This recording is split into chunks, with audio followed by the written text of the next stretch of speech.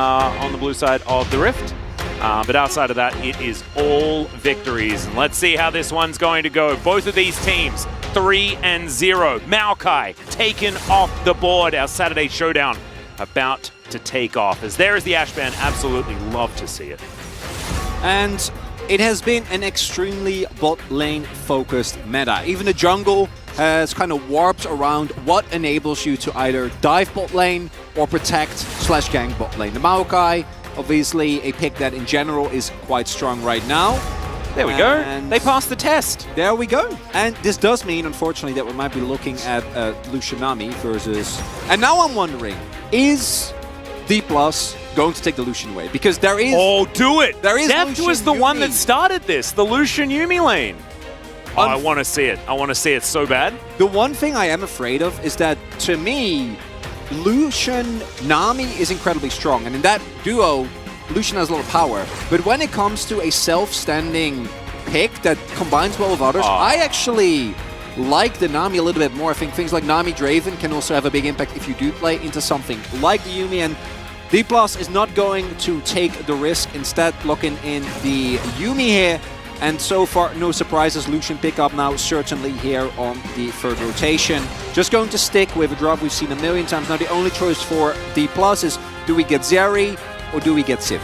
I'd prefer Sivir personally, but I've always been a little bit of a Zeri anti. I hate to say it. I just feel like Sivir offers a little bit more, but it will be Deft picking up the Zeri this time around. Definitely the more popular choice alongside the Yuumi. Can be a difficult lane. We'll see how D+ Kia are going to be able to play it out. Renekton already banned away. Looking for a bit of a battle towards that top side, see what's going to happen. A Kassadin ban against Showmaker. I don't think anyone should be too surprised if you've been watching Showmaker play for the last couple of years. Definitely a champion that he loves to pick, even when you're not supposed to, and then often wins even after that. So very, very strange, but not a risk T1's willing to take. Zeus still on the table here. If D+ Kia don't ban it away here, I would not be surprised if they end up prioritizing it themselves. Top lane, even though there are a ton of strong champions still available, K'Sante, Fiora, as K'Sante does get taken away, isn't generally that relevant in the large scale of things. This is a big risk if they do actually end up going for this. We know how good Zeus' cannon is, but what this does do is it enables Showmaker to go for a kind of off-the-wall counter pick, which we do know D+ really likes to use, but Irelia is another example. And with the amount of AD that's already available, I wouldn't even mind if T1 does end up going for, as mentioned, something like the cannon here. Can also take a much more conservative approach and go for something like the Camille that we saw used very successfully yesterday. Yep, I could imagine that Showmaker is eyeing off a Sylas. Likely that he'll be able to play that. Akshan probably not going to happen. But we'll see. Zeus could, of course, take a lot of different things into this matchup. We saw Keen tear them apart, and here it is.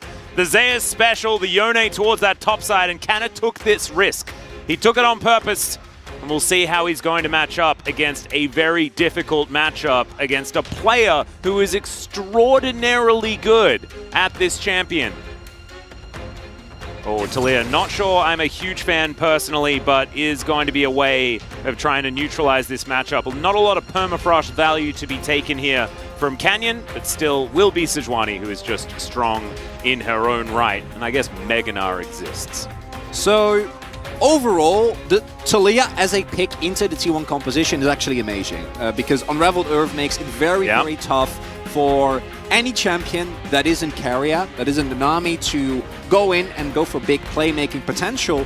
But D+ also has a Sejuani with two ranged champions. Obviously, there's Meganar timings, but if Meganar's up, I don't think generally Zeus will be within reach, and there is a definite way for T1 to play around that.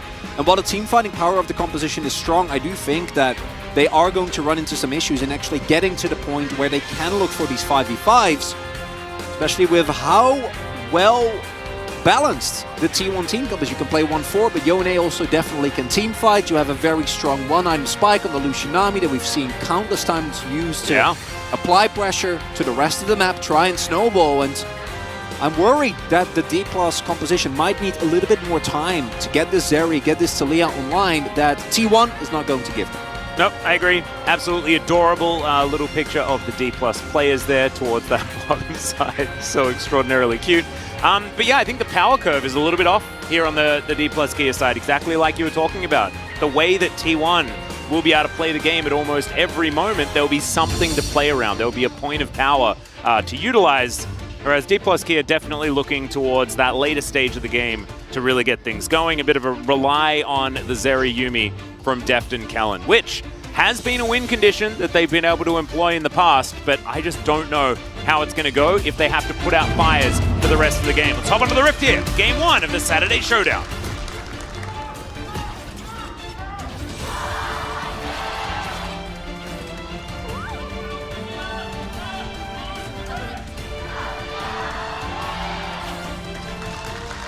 All right, Chronicler, I'll give you one chance to go back on your prediction. Do you think that this is still a T1 victory, or after the draft, do you think the D+ Keria have a chance? What do we reckon? I think D+ have a chance, but I feel great about my prediction. Yeah, me too. Really like the T1 composition here. The only thing that is somewhat lackluster is your hard engage from a really being able, something like a Vi or a Sejuani to just pull the trigger, but the re-engage is still amazing. If you can get an angle with Wukong that the enemy team doesn't suspect, there is still plenty of opportunity there. There's also the wave from Keria, so... And then we already talked about the side laning power. Zeus going to be very happy, matching up into this Gnar, and the call from D+ Keria to go for the Gnar blind there is something that I don't even think in terms of raw power or laning, it's going to be really a problem. The Gnar in that regard should still be fine, but as soon as 6 is hit, Zeus is going to have windows when Mega Gnar is down. And yeah. Canyon really doesn't want to give too much attention towards his top side of the map because he's playing with a into a Lucian Nami with a Zeri Yuumi bot side. So already started Raptors on his way down. And I expect that is a trend that we're going to see continue here. And then a lot of the pressure falls on Showmaker. If he can find Prio against Faker in mids and threaten roams to sides, then D+ Keria do think I get a little bit more space and maybe they can get to some of those spikes. But Faker has gone really lane-oriented, gone for the Comet here, so really looking to put an early stamp on this game. Yeah, he was also the one to bring out the Luden's Echo on the Azir as well. As much burst damage, as much power as possible. None of these crown builds that have been making a few of us unhappy here in the LCK. We have enjoyed some of the Leandries, but definitely Luden's Echo feeling like a lot of added power here, and we'll see whether Faker goes back to it. 71.9% win rate, not too bad here for one of his most played champions. Unsurprisingly, is look at that. That's a even not as close to as many games, but we'll take it. D+ also a team that obviously, although we haven't seen it and probably won't see it for the foreseeable future, loves to flex this Taliyah pick. But what I love is, hold up, Showmaker might be in trouble here. Could certainly be. Canyon nowhere near. He knows. Towards his red buff, as you can see, going to be pathing away. Red buff will be taken by Canyon. Relatively low, though, as you can see. A healthy Wukong moving towards this top side. Unseen. No vision available. Canyon will probably get word on what's going on, but actually not able to do so. There's the hop and the flash utilized as Canna's wondering where the heck he's supposed to go. The Unbound Soul is going to bring Zeus back, and Canna blows the flash. Oner doesn't even have to do anything and claims the Summoner spell. And that is so big, because even with Canyon covering, if Kana doesn't flash there, there's a big risk that he just gets taken down after the knockup from Zeus hits. Zeus literally doesn't invest anything, right? Still has a Summoners available. And now post 6, until he has flash up, Kana needs to play very, very defensive, which is going to lead to some problems if D+ wants to go for some early contests around objectives. What I didn't really like, didn't really get the chance to talk about, is that you see that Deft and Kellen are very cognizant of the fact that Zeri Yuumi is actually, at least on some level, or some parts of this lane, quite strong. They were actually able to get an earlier level 2 to really contest on level 1 and get a decent amount of poke down as Canyon. Yeah, Gumayusi gonna have to dash. We'll see whether the flash has to be used. He does. Bubble's gonna connect though, as that's a lot of damage onto Canyon. They need the heal to keep the Sejuani alive. Maybe some zoomies as he makes his way out. But still, they get the flash, but it's not exactly clean. Overall, a trade that is even in terms of summoners, with Kalin using both his Ignite and heal, and then Gumayusi using the Flash, Keria using the heal. Would say there's a small advantage. Gumayusi not having the Flash does mean that there might be some playmaking potential later on for the D+Kia bot lane when they do hit 6. We have seen that the amount of power that the Yuumi and Zeri gain when they're able to catch a Lucian unaware is really, really big, and I think our perception of this matchup has gotten a little bit skewed due to the fact that a lot of the teams that we have seen have made it look very lopsided. Yeah. And it made the Zeri Yuumi look worse. I do think that once Gumayusi and Keria get Mandate and Gale Force, the equation changes a lot. But that is still relatively far away, so I'm actually happy to see Kalin and Deft play pretty far forward here. And I really think they need to, because if they don't have any pressure points in this early game, and you give T1 completely free reign, you're really gonna get into a lot of trouble. Yeah, and I think as well, first back is going to be pretty important here for Gumayusi as well, who's doing it right now. That serrated Dirk that we see so many Lucians picking up almost purely for tempo in the lane has been achieved. And Def not going to be so flexible in those item builds. Often it's Berserker's Greaves, it's Vampiric Scepter, things like this that are far more defensively utilized in those lanes.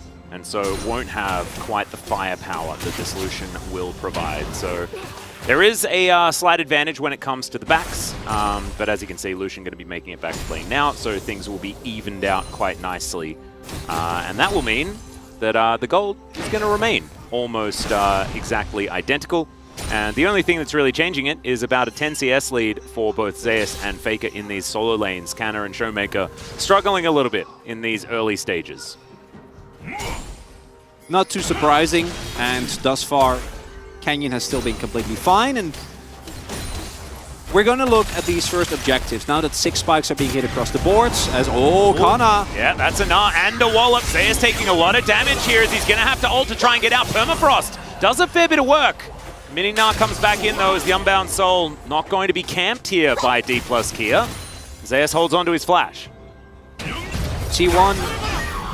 Oner was also in the general vicinity, so D+ definitely respect that. Getting the ultimate out though is big. That might mean that they can be looking a little bit more aggressive for a possible play, even though kind of using that doesn't really matter. Yeah. Showmaker actually going to flash late here. Not going to flash before the Emperor's Divide comes in, but still going to have to use it. And will now have to ghost back to lane. I believe he did do that the first time that he backed.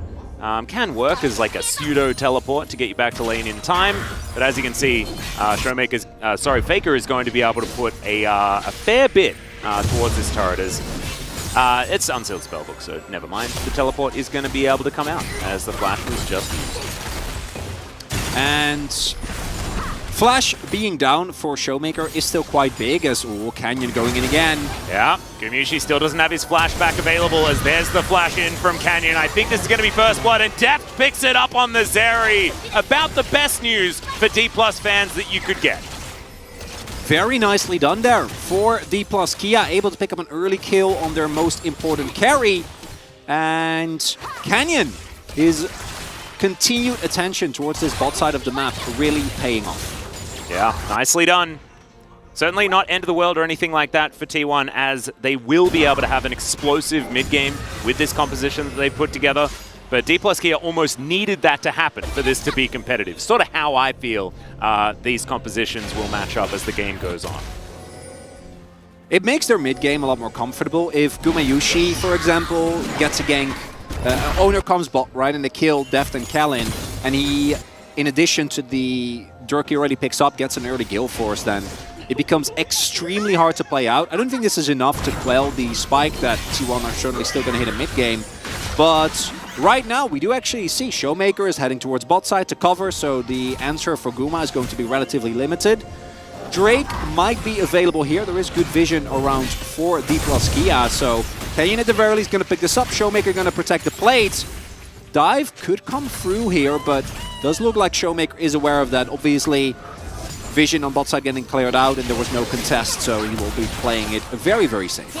Yep, Deft dashing forward does find a little bit of an extendo beam that doesn't extend onto Faker there, but not too much to worry about. And still, 2 plates will go over to T1. All right, final chapter comes through. Faker gonna flash, but immediately the Glacial Prison comes in and Kellen picks up the second kill for D+Keria, and they'll grab plates for it. The Rift Herald coming down as well. D+Keria, the explosive early games that we've been seeing, apparently works on T1 as well. What I'm loving here from D+ is how incredibly cohesive and coordinated all these plays are. Particularly with Canyon on his bot side.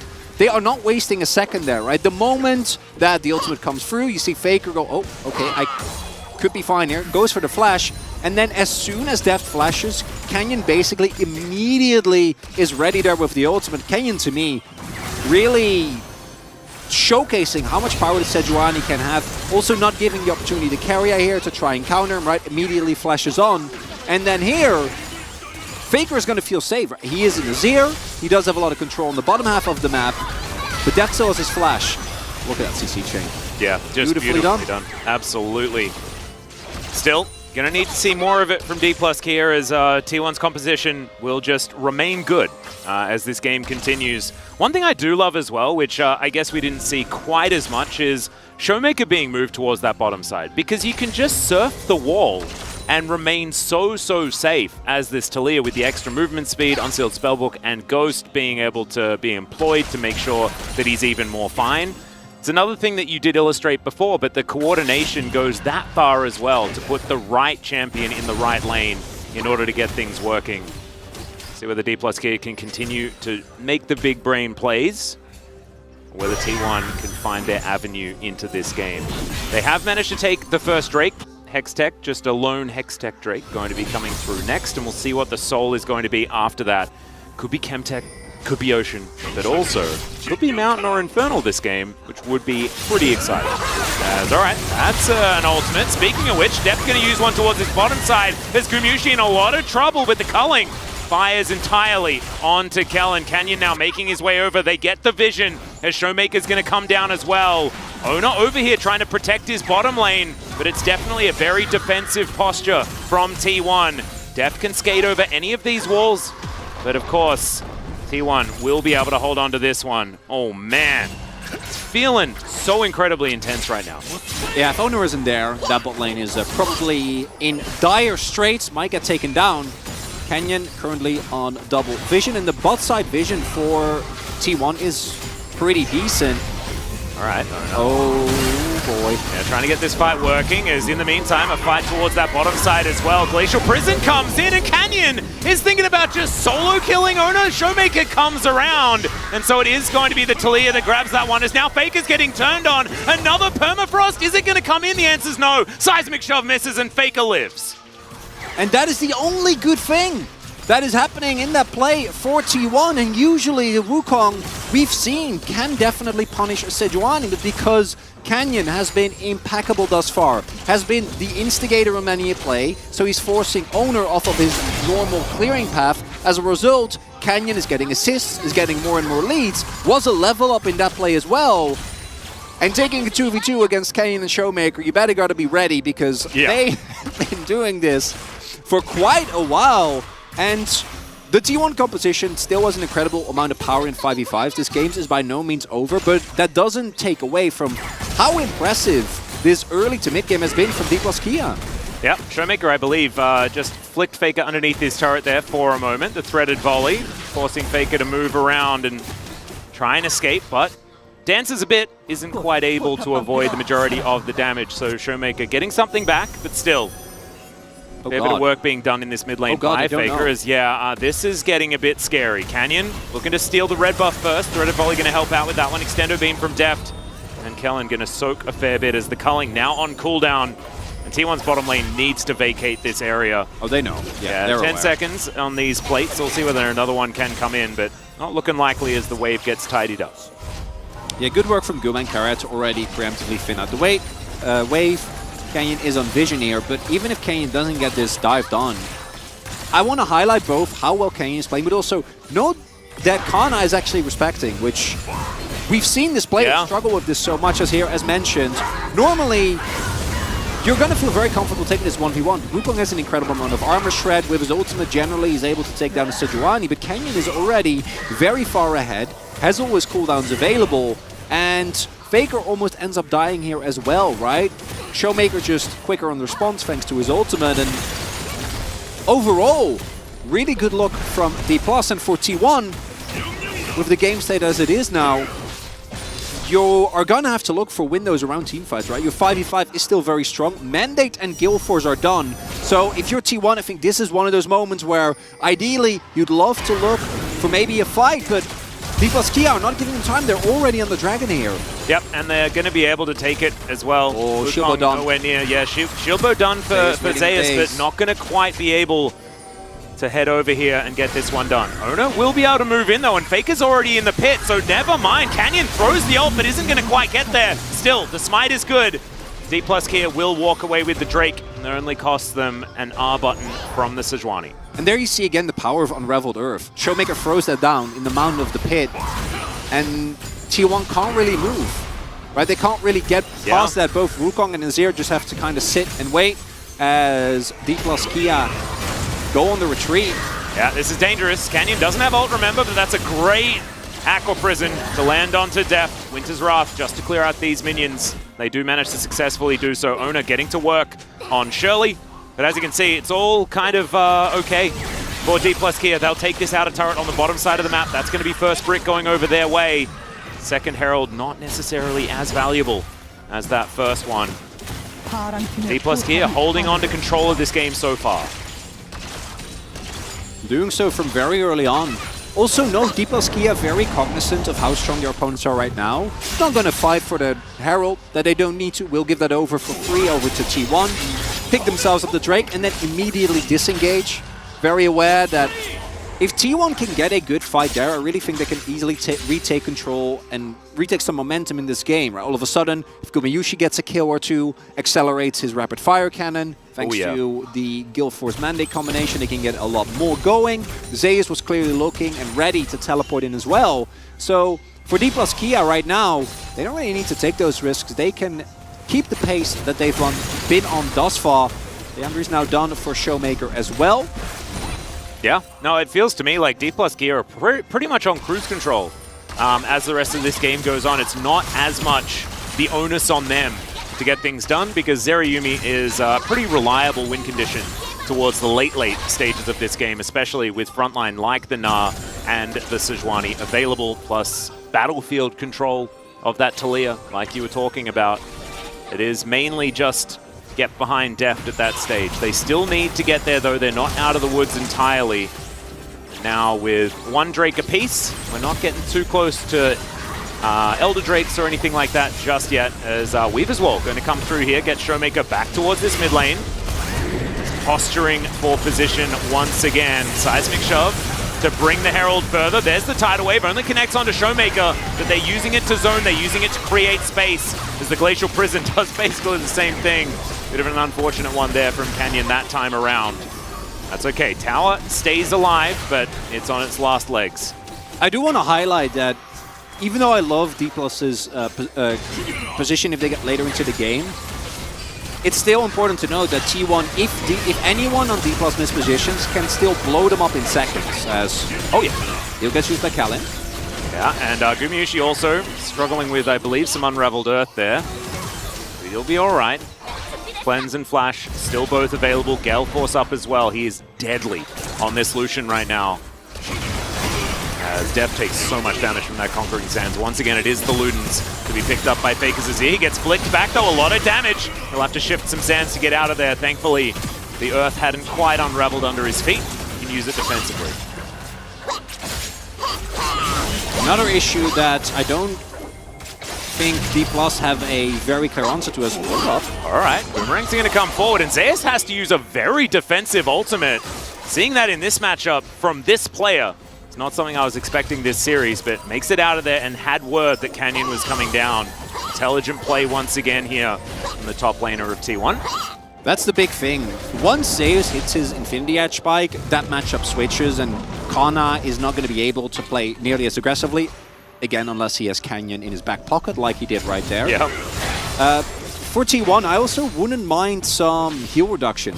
We are looking at a Yuumi, which by itself can already warrant it, but also Canyon going for the Radiant Virtue build. So a lot of extra resistances, but also the heal that he provides the moment the Glacial Prison comes down for the rest of his team.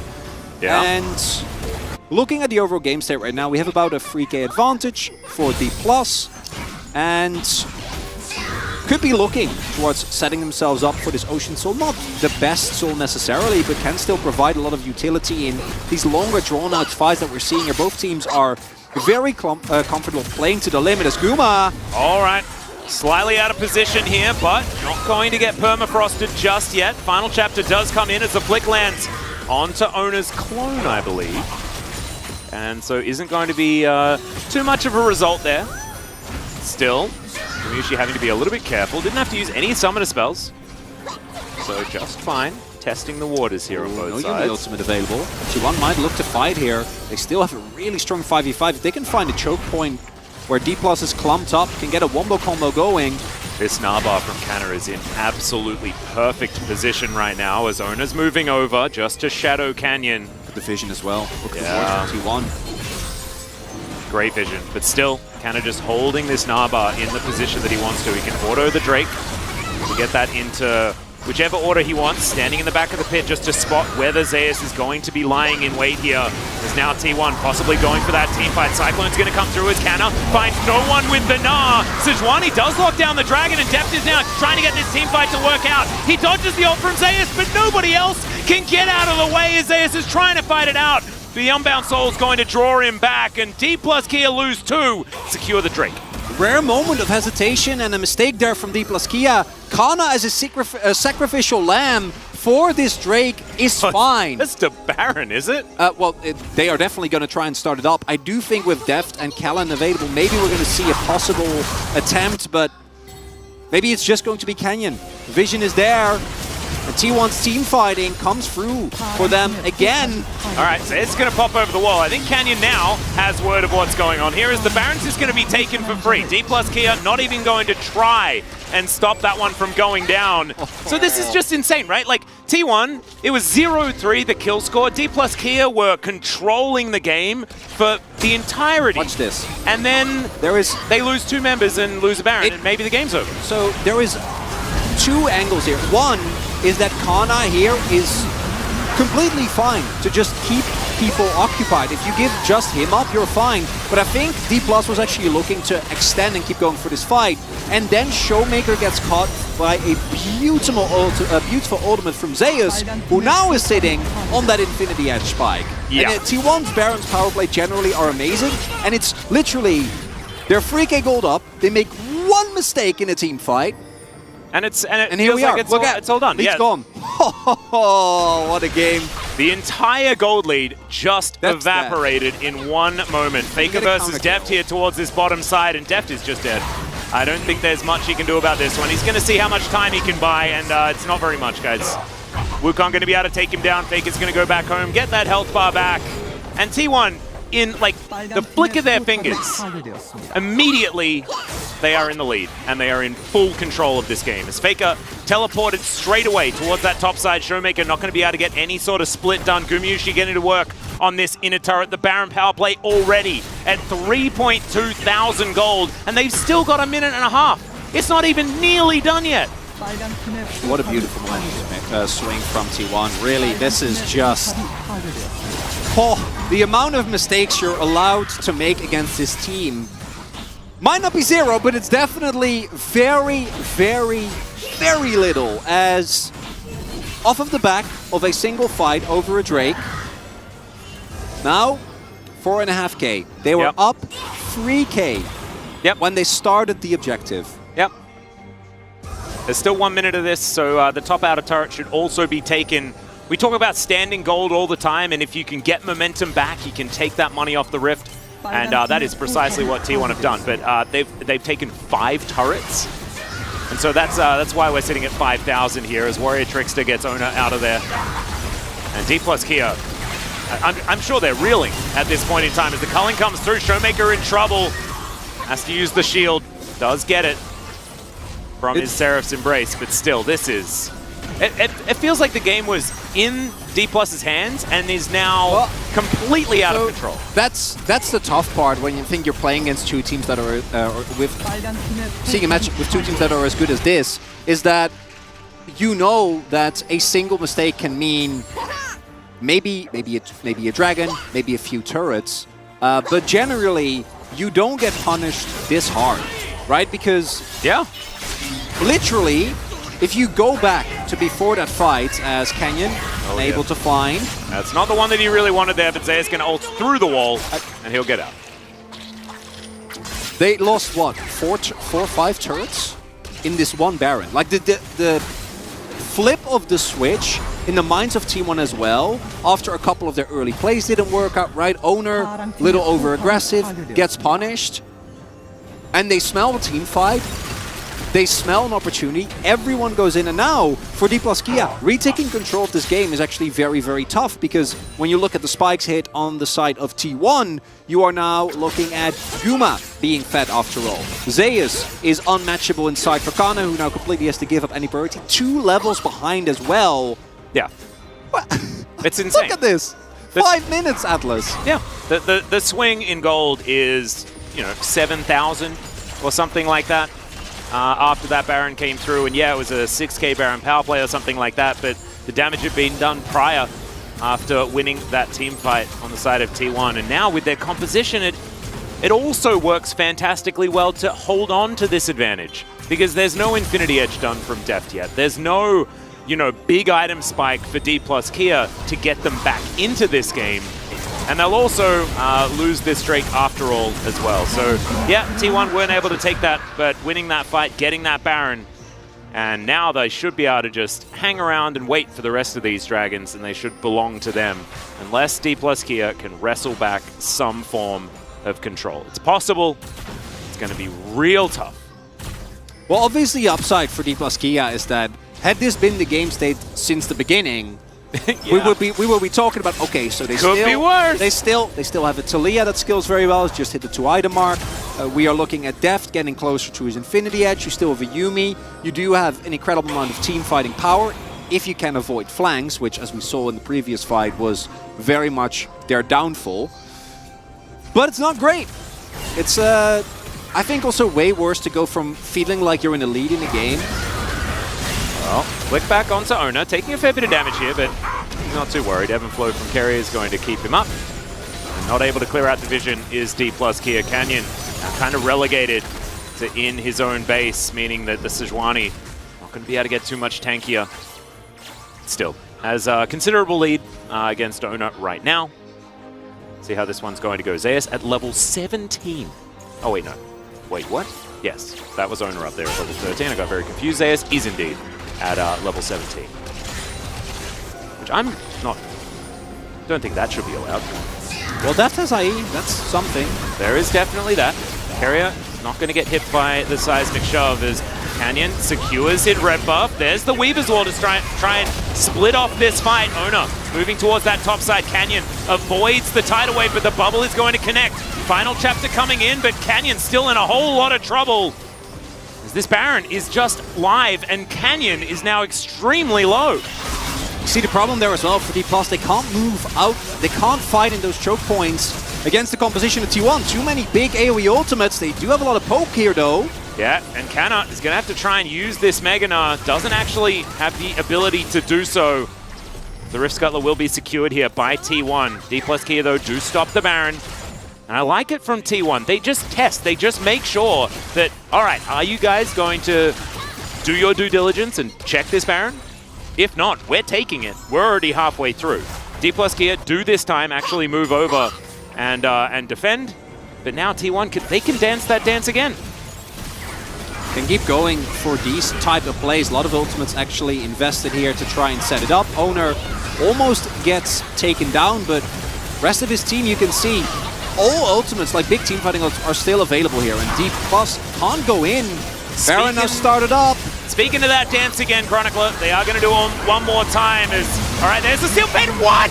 Deft steals the Baron, and the seismic shove is extraordinary. Keria is going to go down as well, and now D+Keria, they've turned the whole game on its head. Zeus, can he try to fight this? The answer is absolutely not, and Kana's going to pick that up. We need that in ultra slow-mo, because I have absolutely no idea what just happened. That might be game! What is going... Chronicler, I know this is a Saturday showdown. I know that we knew this was going to be hype. But I'm not ready for the pace, man. Let's calm down. The health bars are low. It's 20 seconds until Faker is back. 10 seconds for Oner. They should at the very least be able to get the inhibitor. I don't know. I think they should back off after this, because if we get another throw... Well, I don't even want to call it a throw. You know, I think both of these teams... Oh, Atlas! And how the pendulum swings, Chronicler, as we have 2 minutes on the D+ Kia Baron buff. If you don't like T1, or at their worst, you don't deserve them at their best. This might be, unfortunately, because what they try to do here is a call where Zeus zones Canyon, but he's unable to. Yes. Flash to coordinate Smite with Extendo Beam. Yes.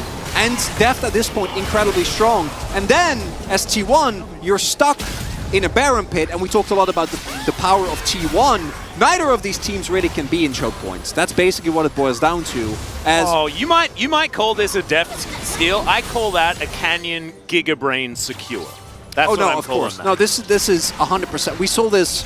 I forgot which team it was. There was another example where an AD carry stole. Yeah. It happened like a couple of days ago. Yeah, it was yesterday in the KT series, where Cuz was able to go for the smite, and as a result, they got the objective. Yep. Same thing happened there. And if T1 is the one that is caught in the choke point, there is also Unraveled Earth. There is a Mega Gnar. And if those cooldowns are available, you also don't have a lot of stuff going on. And now it's D+ who, again, is in control. As Canyon going in. Final chapter coming in. Gumayusi going to go up, and that is going to avoid the majority of everything here. Tidal Wave comes through. Showmaker stops anyone from helping the Lucian, but he's still going to be absolutely fine. So a few buttons missing. Not the greatest. Big wave here for D+ crashing gear. Yeah, exactly. This bottom wave is going to be huge, but Zeus is being very frustrating here on this top side of the map, buying a lot of space. Canyon now going to go over and just look to secure Soul Point. They should be able to do so, as there is the Aqua Prison to stop the cannon from taking down the turret, and they do keep it alive.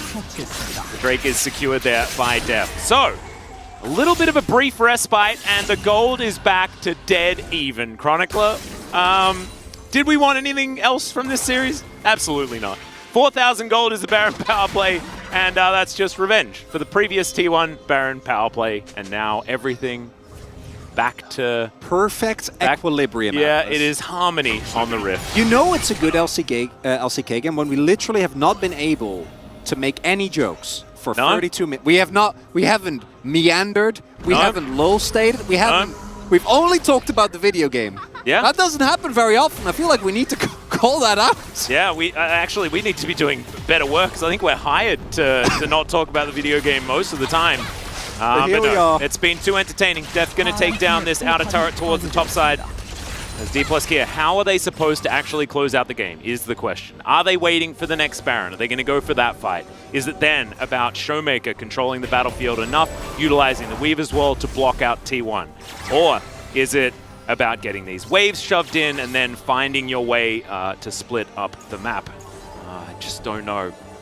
Is it just wait for the Drake? Are we just going for a Soul or an Elder win condition? Oh, it's not the funny with these two teams, it's not about Soul. Elder definitely is a win condition in of itself, but I don't think the Soul really matters. It's about who then wins the fight. That was a bit of a silly thing to say. That's okay. Oh, does have GA. Yeah. So Zeus can walk with relative impunity. A lot of cooldowns are still up or down here for D+. So flashes for Canyon, Deft, of course, all results of that Baron play that they were able to successfully pull off.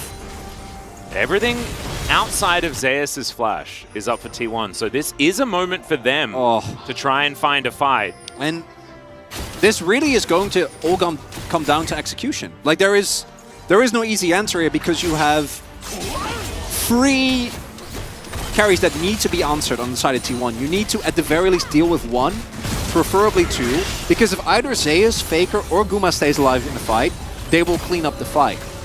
And for D+, the same thing can be said for the Taliyah and for Deft. If Deft doesn't go down in your initial play, and he gets to just sit in the back and Zeri Yumi it up, then it doesn't matter if you kill Kana fast, if you maybe take down Canyon, you're still going to be in deep trouble. And For T1, I think proactive plays are a little bit harder due to the existence of Taliyah at this point in time, and the fact that Yuumi with her ultimate can be a really big deterrent.